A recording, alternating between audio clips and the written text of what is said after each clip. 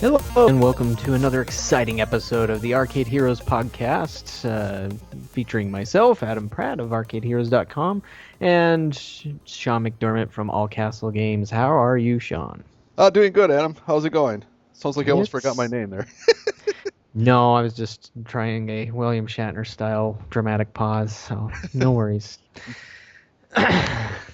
So yeah, I'm good. It's April. April's generally one of my slowest months of the year, so I just deal with that. But I've been paying some things off, and that always feels good. That's right. I see you were mentioning that on Facebook. Mm-hmm. Big debt's gone? You going to Vegas now?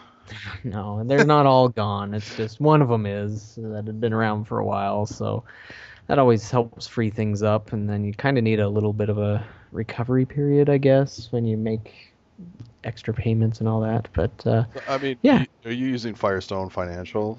Not that No. No. Okay. I approached them once, and for those that are, I'm not sure all of our reader base, how familiar they are with the names like that. They're probably the biggest lender for arcade type businesses in the industry. They're not the only one though, but yeah, I reached out to them years ago when I first started, but they weren't interested since I was a startup and didn't really have much of a background to their liking. So usually they like to see businesses that have been established for quite a while. That's always a challenge. I thought about using them. I've never tried.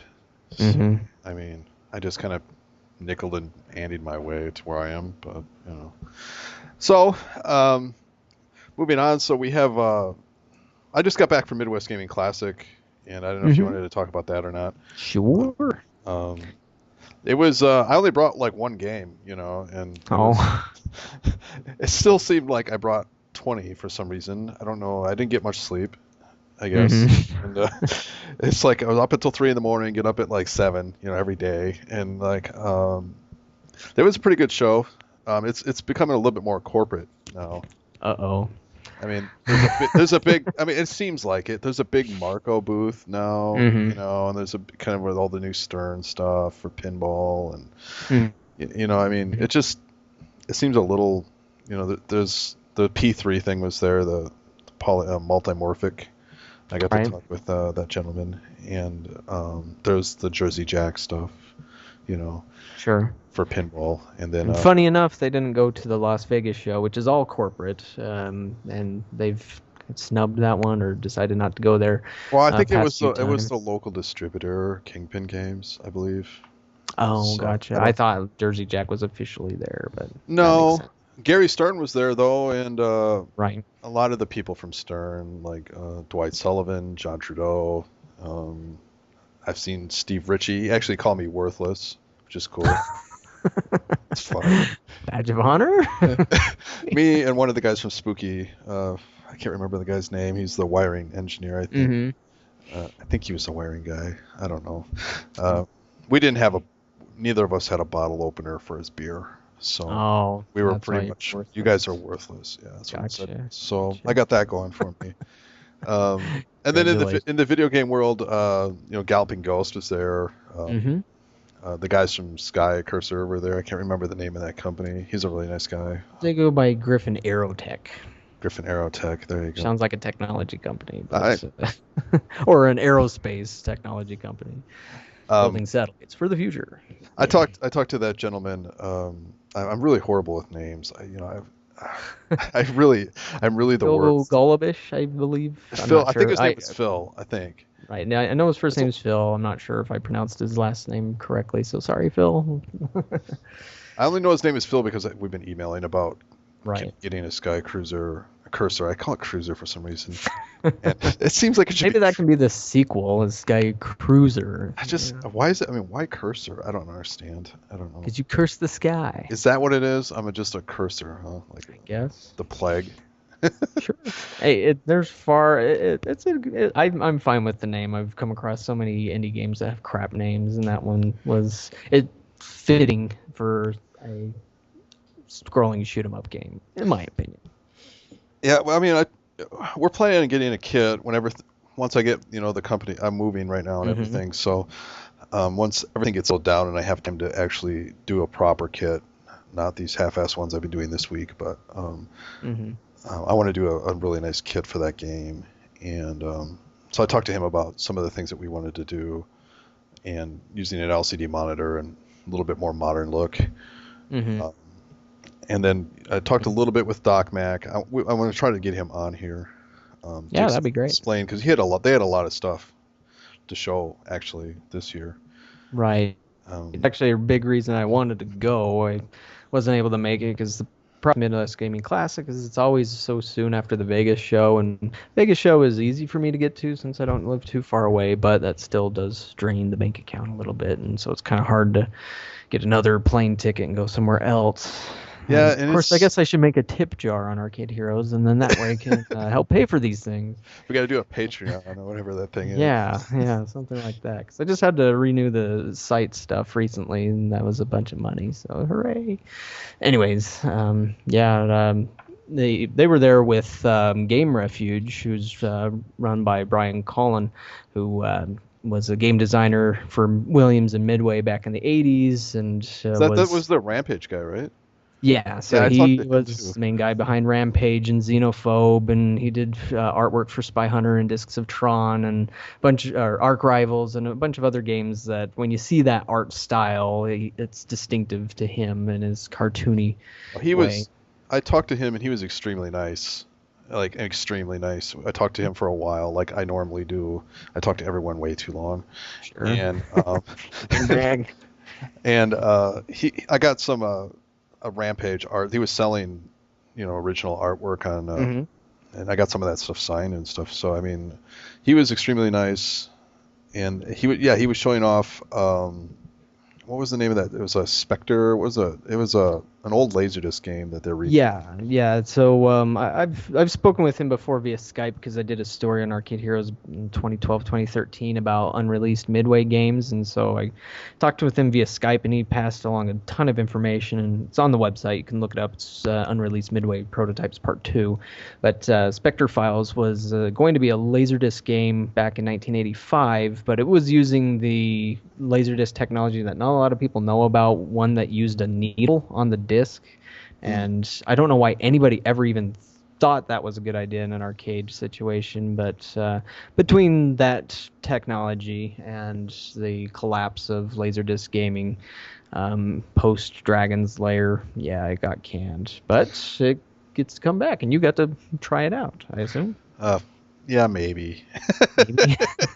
It's all just a blur. I don't remember a thing. Oh man, it was so much to do there. I mean, they had the original like PlayStation Nintendo to look at, and there's all these, and I literally had like 5 seconds to stop, and I mean, try to get all this video and stuff.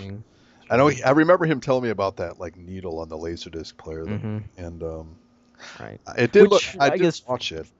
Go ahead. Yeah, I was just going to say, and just for everybody to know, that's not what's going to be used in this new one. I assume they're using a hard drive, maybe a solid state, or something that's going to be more reliable. But what were your thoughts about, from what you remember seeing? I mean, I didn't have the time to really sit and wait to get on it. I mean, there was someone playing it as always, and it looked kind of like a choose your own adventure movie. Yeah. And I definitely liked it better than Dragon's Lair, because I don't like games that don't have an interface when you know what the hell you're doing unless you memorize things. At least this isn't like that. Right. This one looks like if you screw up, then I mean, I guess there's some of that, but there's enough humor there, and with 3 choices per each situation, which seem to pop up fairly frequently. I don't know. I guess as a choose your own adventure game, I think it sounds like a really good concept, so I'm hoping that as long as the price is right, I wouldn't mind wouldn't mind having it in my own arcade. Yeah, I mean, the movie was kind of campy. Oh yeah, definitely. It was 80s cheese purified. I don't think I could get away with the content where I have places, but you have a little more control over that than I do. I really. Right. It seemed a little macabre, I guess, like it should be. I mean, it's what it is. But like I said, I didn't really get to play it a whole lot. Sure. I mean, there was like so much stuff there that there was so many prototype stuff too. I mean, I did spend more time with the other game that Galloping Ghost was showing was Fish in a Barrel. Yeah, you got a bit of video on that one, and so it looks very, very early, almost like it really wasn't operating, more just a showpiece, but Yeah, more of a it's proof of speak more to that. concept, I think. Mm-hmm. It definitely was missing. It was very thrown together. Mm-hmm. I mean, it basically give you a gist of what it's going to be. Right. And they also, it looks interesting, and it definitely looks like something I can use as an Mm-hmm. operator, long as it was a little more bulletproof. There was no glass Right. stuff like that, but Mm-hmm. the gameplay needs a little more refinement. It's a little boring, but Right. he said there just a couple of animations in there for just hit detection and stuff. But I mean, it seemed like a decent concept. There were water effects. It was kind of hard to pick up in the video, but like when Mm-hmm. you shoot the water, it looks like you're shooting the water. Oh, that's cool. When you Yeah, I couldn't tell that on the video. no, and it actually is just one big LCD monitor for both displays that they. Oh, okay, I gotcha. I can see that now. The way, because I noticed that it had that odd rectangular piece that stuck out to the side from the barrel, and I guess I just didn't think, oh, maybe there's a whole monitor underneath that. But, Yeah, it's like it'll be a piece of glass in there. It's like a table with your scoring, where your sure. scoring appears. And I mean, for setting your beer on and stuff, that way it'll totally get spilled in there. That's the nature of the business. Thinking ahead. Yeah, well, I mean, as long as I mean, it washes off. Sure. I've had Now, Go ahead. oh, I was just gonna ask, did you think of the other game they had there, the Raiders Run? Um, it's definitely an interesting concept. I really was mostly looking over the cabinet design hardcore, Mm-hmm. um, because I was kind of leery because it's kind of a goofy size, and it Mm-hmm. needs to be able to go through doorways and stuff like that. Right. And it seemed like a neat concept. It seemed like the frame rate was a little slow. If you want me to really be picky, Mm-hmm. like I said, I didn't get to play it. Oh, But gotcha. it looks like it could have just been a mobile game, and I think it is. It is. So you can actually get that on iOS devices right now, and just this one, from my understanding, the additions are the two player Co-op. competitive play, and I believe now was it one full screen or was it two screens? It's one. It's a big LCD panel that's been vertical Okay, mounted, and they split gotcha. it in half. So Yeah, because I saw an early design for it that had two screens instead, but I think this one probably will be a lot more economical for them to handle. But yeah, at least from my understanding, when you do two player, it cuts the screen in half. So one player's one top of the screen, the other player's the bottom half of the screen.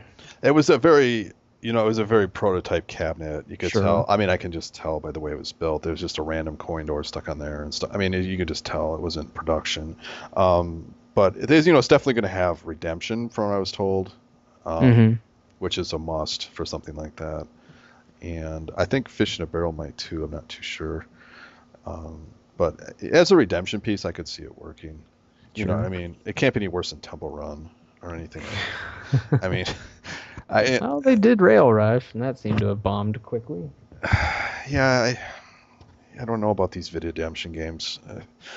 I don't know. I've been hearing Crossy Road's been doing well, but I haven't heard numbers, just heard that it's doing well.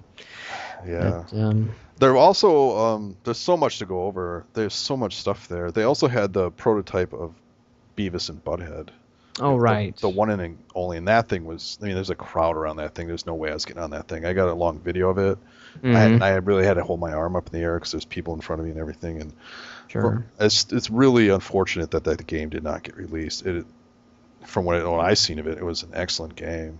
I don't understand. I mean, I was told it's because the division was just shut down and it was just there, But Well, I know that was about the time Atari just really seemed to get more obsessed with racing games and maybe an occasional light gun thing, but yeah, because that was about the same time they also canned Primal Rage 2, and there was a 3D fighter called 10th Degree, which was also canceled around the same time. So I believe Doc Mac's story on that was that it was there was Midway Games at that time, and then there was Atari Games when they purchased what was left from the real Atari. Midway did, Right. and the people in Chicago were complaining that they didn't have enough resources, and so they convinced management to just can the other division so they could get more resources. That was what I was told.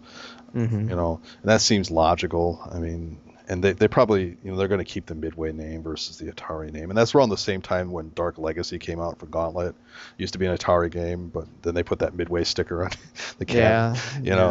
And that was one of the last releases from them, but it was called Midway Games West, as they called that studio. Yeah. So, I mean, it's unfortunate, though, because, I mean, that game was freaking hilarious. It's just, I mean, the sound effects, and the voices, I mean, maybe it's the game, maybe that Beavis and Butthead thing has more nostalgia now than it did then. Sure, that's certainly possible. It definitely, someone could just release that now and probably make some money. I wouldn't, I don't know, but it's unfortunate. Yeah. As many unreleased games are. I did get to, in the pinball world, I went upstairs in Midwest Gaming Classic, and I got to play The Hobbit, which I've played before, but I did finally get to play Ghostbusters. I don't know if you did. They had 2 pro models there. Mm-hmm. Yep, I got to play Ghostbusters in Vegas. And I did notice, because when I first saw it on Friday night, they were there, when we were setting up. And I was, Dennis Norman was there playing, and I didn't bother. I didn't bother him. I waited till he's done, and I went over there and I started peeking at it, and I noticed on the outlane holes, when you look at the outlanes, there's 2 posts that are really odd. Because I was scanning the playfield because we're getting one to see what's going to break, right? Sure. I mean, that's maybe I might want to cancel, And there's these really weird posts, and they're more like plugs, and then there's like a. If you look at the flyer, you can see them. They're in the lower right corner of each outlane. There's a post at the top, and then it looks like it's knocking the ball away from the plastic at the very bottom when it's gone out. And I was like, why didn't they just put a regular post there? So I was going around thinking, and I was asking a lot of people I knew and stuff. I'm like, why didn't they just put a regular post there? And it's like the weirdest thing. They routed out this maybe like half-inch hole to put this plastic plug in, And so I finally. I caught John Trudeau when he was done with his his little panel or whatever it was, and I didn't get to watch it, And I was like, John, what's with those weird ass posts there, And he told me that those are for a future mod that's going to be released, and it has. Interesting. He made a reference to Crossing the Streams. So I did find out if you watched that original video that Stern released. I think it's around the with all those just random shots and the weird music, Right. If you look at the 15-second mark, there's a CAD drawing, and on that CAD drawing you can see what looks to be something in that position, and it looks like some sort of like light little stick thing with like a little fiber optic thing on the end of it that must rotate. It's only in there for that. It's on the 15-second mark, and it's something in that lower position. And I looked. Yeah. So they're definitely doing something. There's going to be more mods than they've released now for that. Cool. So there's, I mean, other than that, I did not get to see the Nintendo PlayStation be turned on. I heard they were turning that on. So I was hoping maybe someone made a video of that, but fortunately not. So I'm surprised that they wouldn't be doing that. So that is surprising. Yeah, no one really takes videos of all the seminars or anything. Like, I never can find them, like, of all the panels, And there was a lot there. And the one other thing I did talk to, like I said on your you posted this on the site that I finally convinced you and me together Dwight Sullivan to add auto start to pinball. Yay!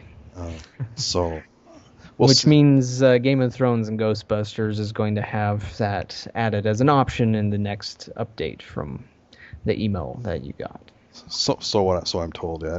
And Dwight Yeah. was a very nice guy, and he asked me all these questions like, do you want it to do this or that? I'm like, I just want it's like want it to work like a skee ball machine, just have the ball come out, like, Hmm.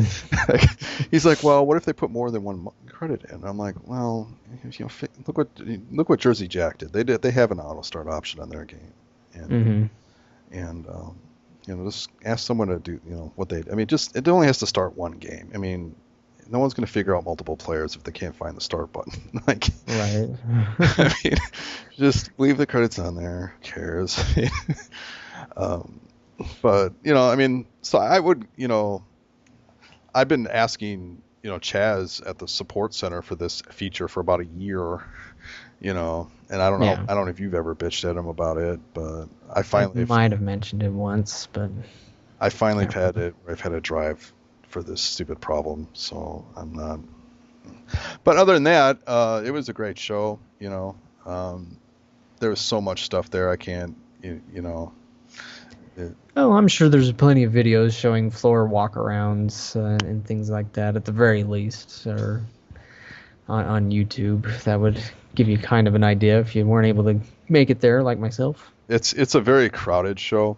You know, they've Sure. definitely ran out of space in that hotel for what they're doing. They have this tent outside for all the where you go to buy the Nintendo games and stuff. It's all Hmm. connected to the building and everything, but I mean, it feels crowded and we didn't even bring. Usually, I bring, like anywhere from 8 to 10 games, Hmm. and I didn't even do that this year, and they wouldn't have never had room for us, to be honest. I don't know where we would have been put. I brought the one thing, just so I get my ticket, Hmm. and uh, I don't know. I mean, if next year comes around and they, as they had, it was just so much stuff crammed in a little room, and a lot of these corporate vendors are taking up a lot of the space too. Marco's taking up Sure. this huge space, and there's no games there anymore. And Hmm.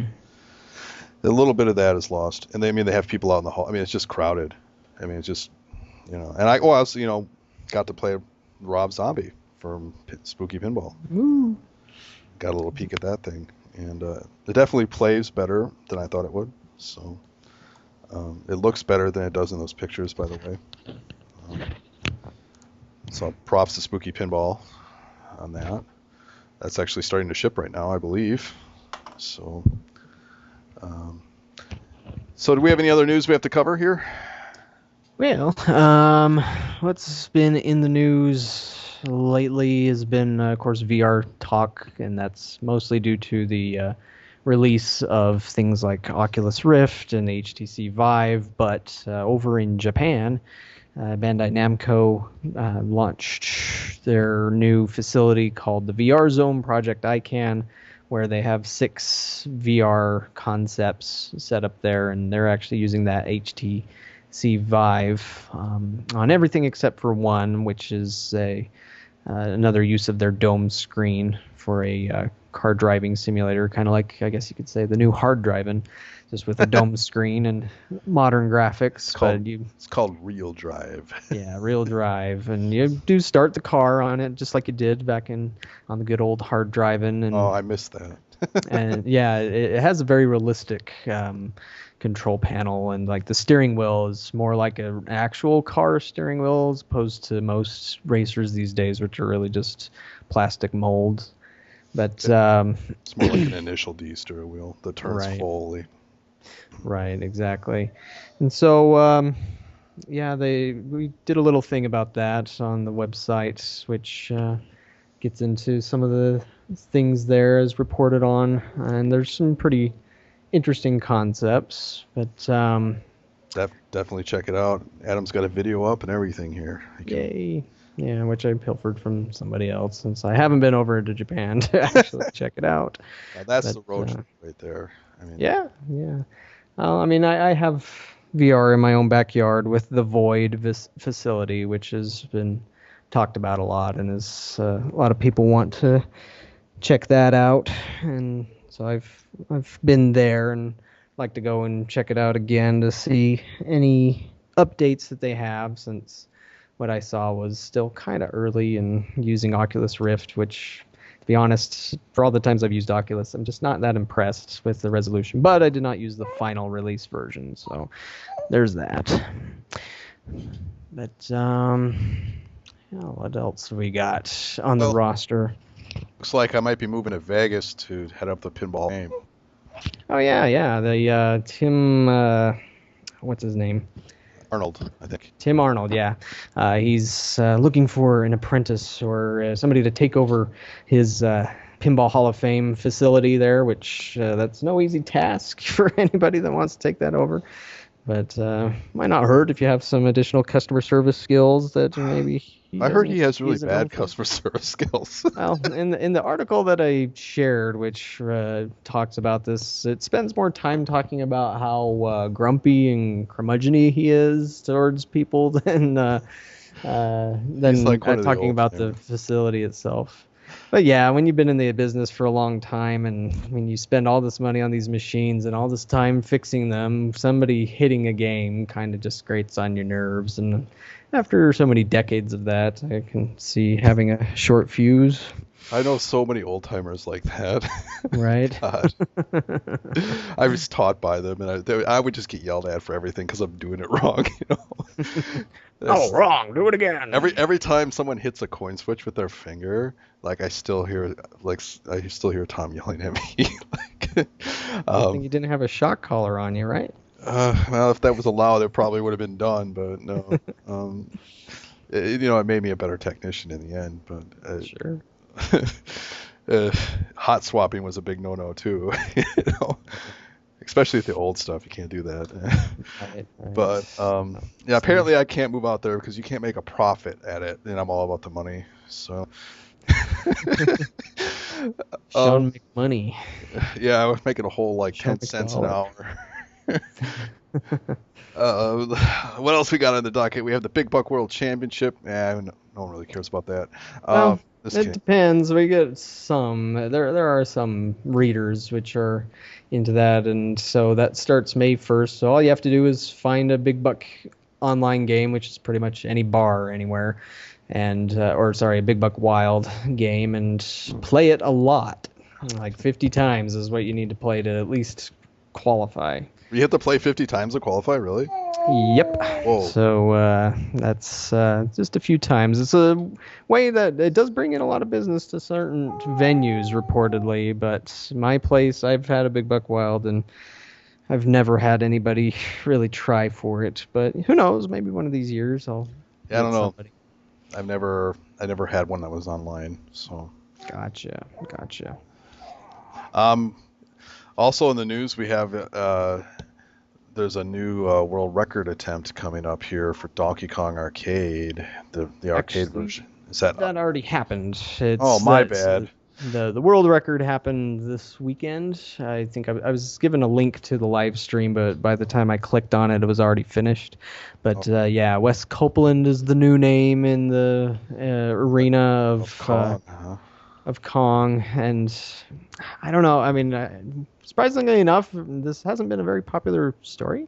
Would have expected a little bit more, but maybe it's just a little bit of fatigue over time.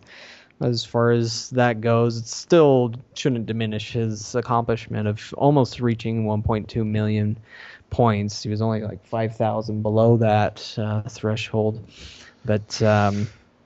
Yeah, I from what I've gathered on the Donkey Kong scene, there's a lot of people that are just obsessed with this, where that's all they care about, and it's that's what arcade gaming is the Donkey Kong score, and everything else is I know superficial to it, and I'm just kind of no, not really, but okay, whatever floats your boat. Congratulations to what was his name again? I'm sorry. Wes Copeland. Copeland, I believe. So.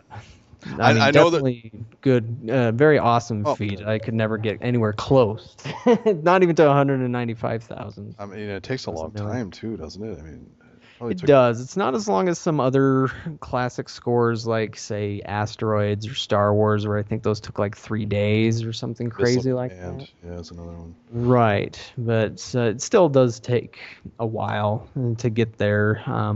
Probably several hours, I would guess, a few hours. I would think. somewhere around there. Yeah, I don't know. It's like 45 minutes or something like that, I think. It's been a while since I saw the King of Kong. I can't remember how long it was exactly. Speaking of that, there is another documentary coming out about Nibbler. I can't remember. Oh, okay. What is it? Heard about that. I don't remember. Man versus Snake called. or something like that. Yes, that's it. So now Nibblers are going to go up in price. They're all going to be $1,500. Normally they're like $50. Yeah, Donkey Kongs used to be worth like $300. Now they're like $1,500. So right, it's tragic. Now I can't have one. I'm actually putting together a Mario Brothers right now, but that's not worth anything apparently. So. Well, it is a bit of a different game. People approach that and they're like, "Oh, hey, Mario, I get to scroll and look for the princess in another castle," and it's nothing like that. Oh yeah, it's a versus Super Mario, not a Mario Brothers. Just to be even then, both of them are still a single screen game, and it's just a much different. Super Mario Brothers is Super Mario Brothers. NES. Well, you said versus Mario Brothers. Mario Brothers is different than Super Mario. I meant Super Mario Brothers. That's what I'm saying. Okay. I screwed up. Like I don't want people to be mad at me. So. Oh, gotcha. Well, good thing you fixed the record. Yeah, I had a raid-in fighters that we got in that we needed to get ready for a location, and the board died. So I just threw the board against the wall in anger, and then decided to put this other game in there real quick that was on a shelf, which happened to be versus Super Mario Brothers. So. Like, oh, better get an overlay quick. Yeah. Well, if you want people to go crazy over your arcade, then you need to get your hands on that Dragon's Heaven Neo Geo prototype. As this story, when it came out last week, it turned into the most viewed story on Arcade Heroes in 9 years. Yeah, whoa. More than any other story I've ever run. Before that, it was Sega Rally 3, a review on Sega Rally 3 that we had from a writer in the UK, where he went to the Sega UK offices and got some really cool photos and information on that game there, and that was our number one post for many years. But yeah, it took at first it was unknown what this was, as a guy known as Neo Turf Master on the Neo Geo forums discovered this as he bought a development kit, and at first thought it was a different game called Voltage Fighter Gaokaiser. But it turned out, as he did some poking around, that this was a completely unique fighting game. And so with some additional investigative reporting, I guess, it's turned out that it was going to be called Dragon's Heaven, and it was going to have some story or almost RPG-like elements to it, and telling a more complicated story than 2D one-on-one fighters tended to tell. But yeah, if you wanted to know what everybody was really crazy about this month, it was a never-released Neo Geo game. Holy mackerel. Neo Geo tops the list again. We should do this every month, actually. Like, what the hell people are watching, you know? I mean, sure. Let us know if you want to make that a thing out there. Yeah, it's not hard since you get to see the stats. But thank you for everybody that came to the site, and for the sites that linked to us on that news. There was Hacker News and Reddit that really drove the traffic, so thank you. And if there's anybody that's new to the site, well, welcome. We welcome you over to the arcade side. Right. Well, I mean, that is definitely interesting. I didn't even know. I mean, they find stuff like this every once in a while, I suppose. But well, and to be honest, I mean, I've been reporting about it as often as I can with every discovery. Like last year was Kung Fu Master 2, which was discovered, and that was a pretty well-liked story. And of course, there was Primal Rage 2, and recently Beavis and Butthead. But it's always kind of hit and miss. Like sometimes you mention something along those lines, and there's not much information about it, or not a lot of interest. And others, people go crazy for it. So I think it kind of depends on the game, and if it had a name attached to it, or anything along those lines. All right. Well, looks like that might do it for our show today. I don't know if we have anything else. Oh my gosh. Is there anything else you want to add? I mean, we went through with stuff pretty quick, I suppose, but yeah, just rambling on quickly. Wait. Kind Gosh, Not I mean, that I can really think of. I'm scanning my brain here, looking at the site. That's what we get for not preparing. Lots of new arcades opening up lately, and as always, stay tuned to the site for news along those lines. Always on the lookout for stuff like that. And yeah, I guess that would probably wrap it up.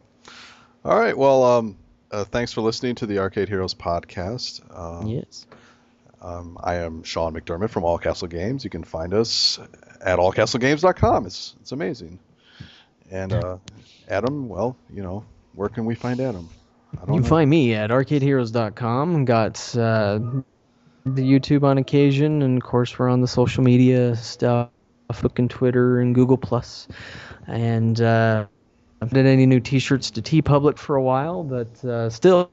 They're all still there. It's not like some of those other T-shirt sites which delete the T-shirts after a few days. But yeah, we're grateful for you listening to us talk about this stuff, the arcade games and pinball machines, and we'll catch you next time. All right. Hey, did you